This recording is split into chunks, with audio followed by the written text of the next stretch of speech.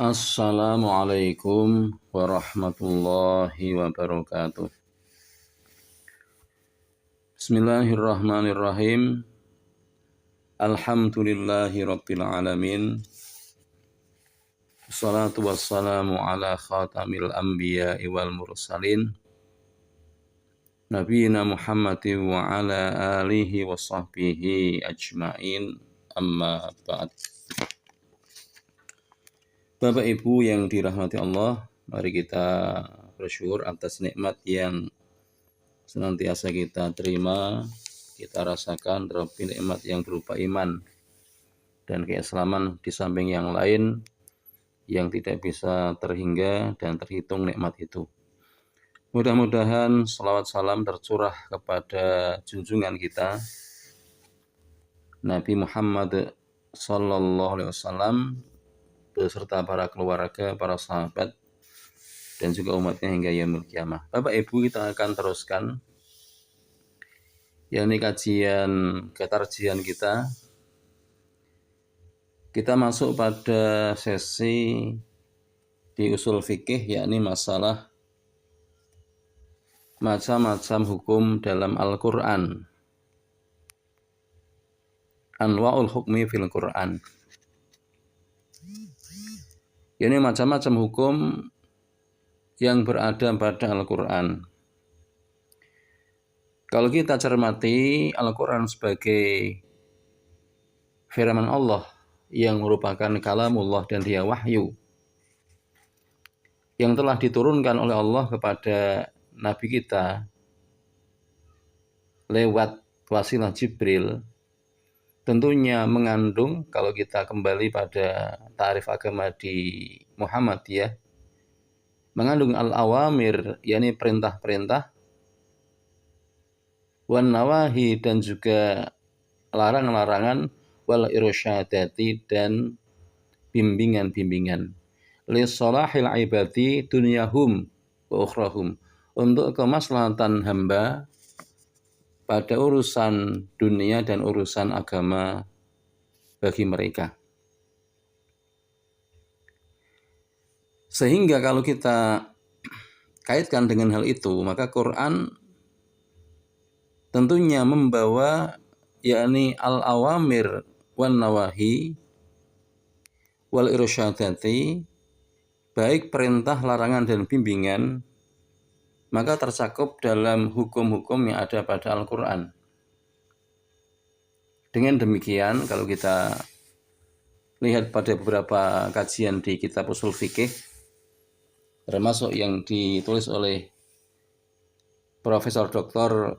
Abdul Wahab Khalaf pada ilmu usul fikihnya beliau, dikatakan bahwa hukum yang dibawa oleh Al-Quran itu ada 3 macam.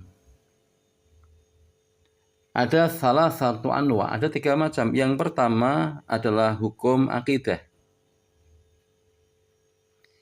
yakni hukum yang berhubungan dengan hal-hal yang wajib diyakini oleh seorang mukallaf.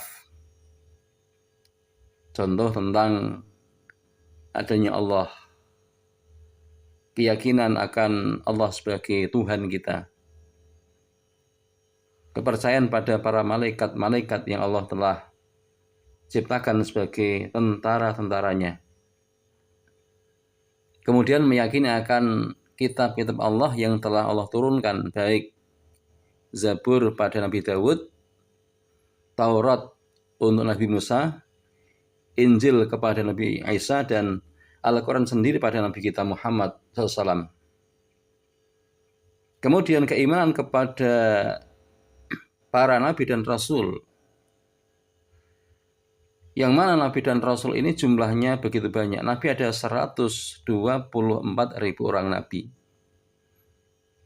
Rasul ada 313 hingga 315. Dan Nabi Rasul yang namanya tersebut dengan sharih pada Al-Quran itu ada 25 orang Nabi dan Rasul. Kemudian yang masuk pada kategori ulul azmi, Nabi yang punya ketabahan, kesabaran yang prima luar biasa ada 5.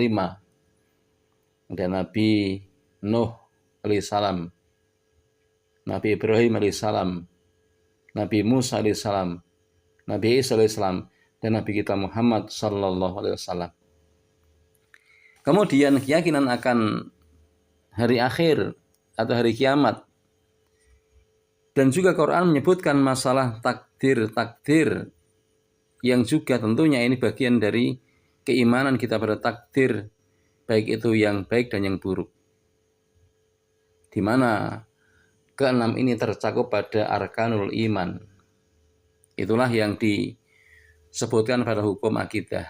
Di samping itu ada hal-hal yang lain, baik yakni yang bersifat ya selain ilahiyat dan nubuat, maka ada sam'iyat, ada berita masalah yakni kejadian nanti pasca hari kiamat, adanya yakni surga, adanya neraka, adanya hari berbangkit, adanya hari pembalasan, adanya penegakan mizan, timbangan, dan yang lain. Ini masuk pada hukum akidah. Yang kedua, pada Al-Quran ada hukum akhlak, yakni hukum yang bertalian dengan yakni perbuatan, kemudian ada ucapan, ada tindakan, seperti ada tindakan pada akad atau pengelolaan yang timbul dari seorang mukallaf. Hukum yang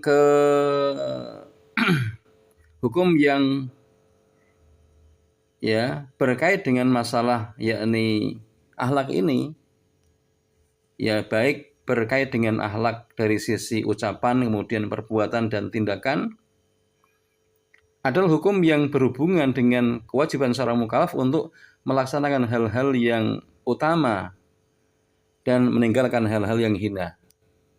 Tentunya berucap dengan ucapan yang baik, bertindak dengan tindakan yang baik, mengerjakan amal yang utama, membersihkan hati dari banyak radha'il atau penyakit-penyakit yang kotor di jiwa, ada kesombongan, ada iri, ada dengki, ada hasad, ada ujub, ada ingin dipuji, dan yang lain. Ini termasuk nanti bagian dari akhlak. Kemudian yang ketiga adalah hukum perbuatan. Maka selain hukum akidah, hukum akhlak, ada hukum yakni perbuatan atau hukum fi'li, yakni hukum yang bertalian dengan ucapan seseorang, perbuatan seseorang, akad atau pengelolaan yang timbul dari seorang yang sudah mencapai taraf taklif atau mukallaf. Maka pada hukum yang ketiga ini, pada hukum perbuatan ini, disebut yakni pada penjelasan nanti ada 2 pembagian. Ketika nanti masuk pada pembagian yang hukum perbuatan. Yang pertama adalah ada yang disebut dengan hukum ibadah, yakni hukum ibadah yang bersifat mahdhiyah atau mahdhoh atau khusus, misalkan seperti sholat, kemudian zakat, puasa, haji. Ada hukum ibadah-ibadah yang bersifat yakni ada nazar, ada sumpah, dan yang lain. Ini nanti masuk pada kategori hukum ibadah. Yang kedua, hukum muamalah, seperti akad, kemudian pengelolaan